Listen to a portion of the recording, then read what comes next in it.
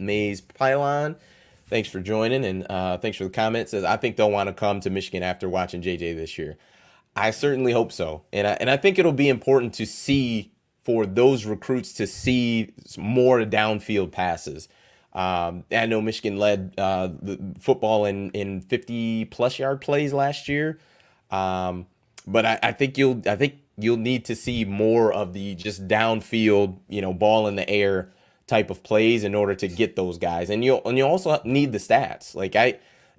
It's almost an anomaly that Michigan didn't have a 1,500 yard receiver and led the nation in 50+ yard plays. It's very interesting, but I think number one, it shows how explosive your running backs were, and just how selective that Michigan was as far as their play calling and taking the deep shots. But I think they did a good job. But I think this year the offense is going to have to take a little more. They're just going to have to carry a little more weight versus when last year when it was mainly the defense. So we'll see what happens. And the tough part is that we're not really going to see here's my thoughts of the first 3 weeks.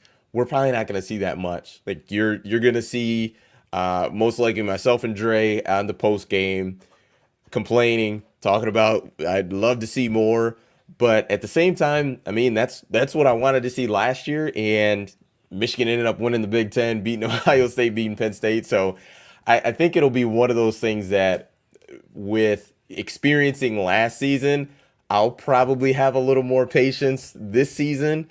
But we'll see. I mean, it's difficult because I had to eat crow because I was someone who was adamant that throwing the ball this few times in these games that you're going to win is just not a recipe for success.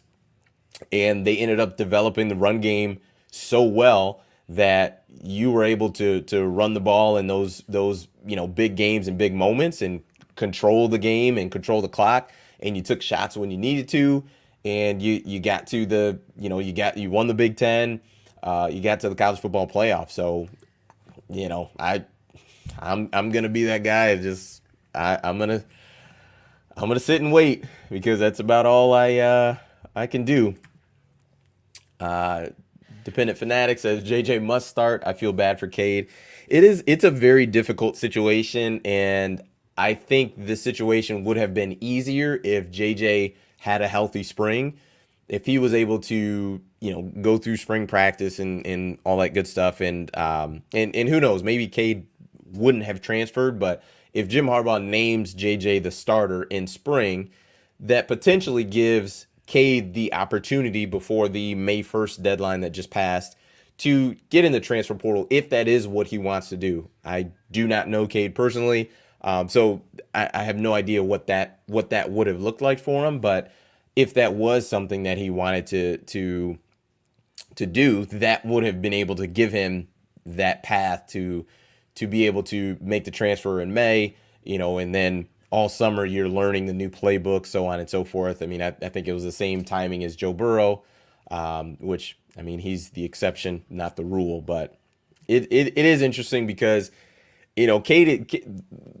Cade hasn't done anything wrong to potentially lose his starting spot. It's just seeing how special the kid is behind you. That's what Cade did wrong, and which still he's got no control over that.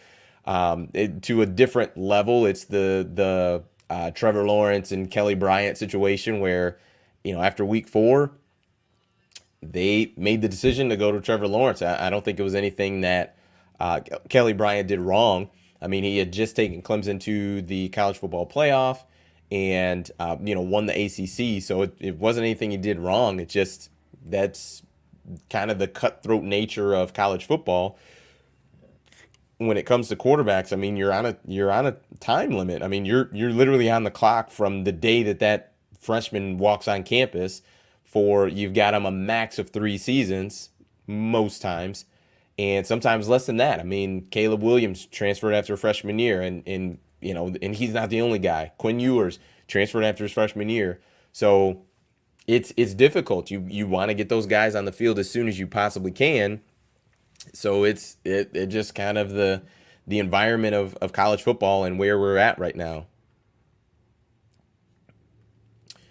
Courtney Harper says, with all our weapons, do you think we will go more up tempo, no huddle to get more plays? I mean, I don't think so because that is very anti Jim Harbaugh. Like that's not really been his forte since he's been at Michigan. He's been a big, run the ball, clock management, ball control offense, like a run first scheme. Not to say they don't do no huddle, they do that at times, but overall, I don't see that happening just because of for Jim Harbaugh, his makeup has always been let's run the football, limit mistakes, we'll punt it, play defense, and we'll rock and roll that way. So that's what I think will probably happen.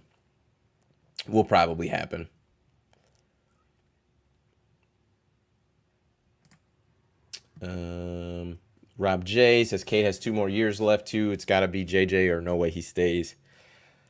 I mean, JJ seems like he is very, very, very all in on Michigan. Like and it's difficult because there's no way to know. Like you can't give him a truth serum or anything like that. But he seems like he just absolutely loves it at Michigan. I mean, he's trying to recruit other guys, guys that he played with at IMG Academy, I believe. No, he didn't go to. Did he go to IMG? Can't remember. But nonetheless, recruiting guys that he played with in high school. He seems to be all in. So maybe he wouldn't, but I am a big believer that a kid like that who's not gonna start is going to transfer. That's how I feel about it without knowing any personal info about JJ. I think he's going to transfer, but I think he's going to transfer if he's not either starting or playing a lot the first, early on in the season. But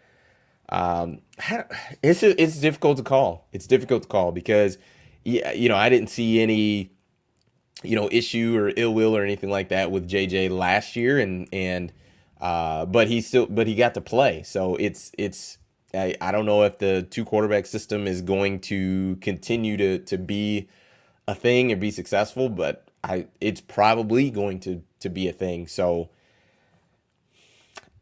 there's there's so much that's up in the air. So as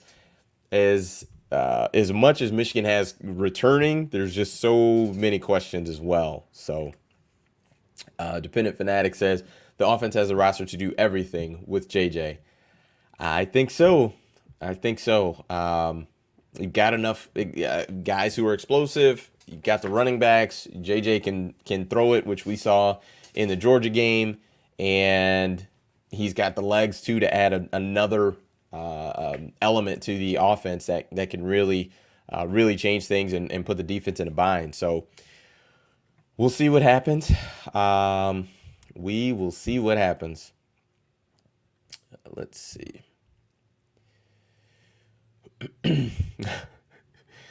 So Cade was awful in the spring game though. JJ as fall camp still. JJ's got to get healthy.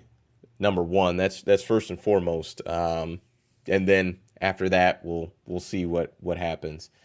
And One Scoop John says, yeah, Harbaugh is stubborn as we know and usually prefers a more experienced quarterback.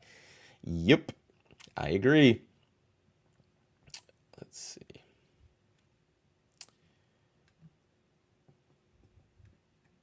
Yeah, Otis John says Michigan has so many offensive weapons they'll be hard to stop.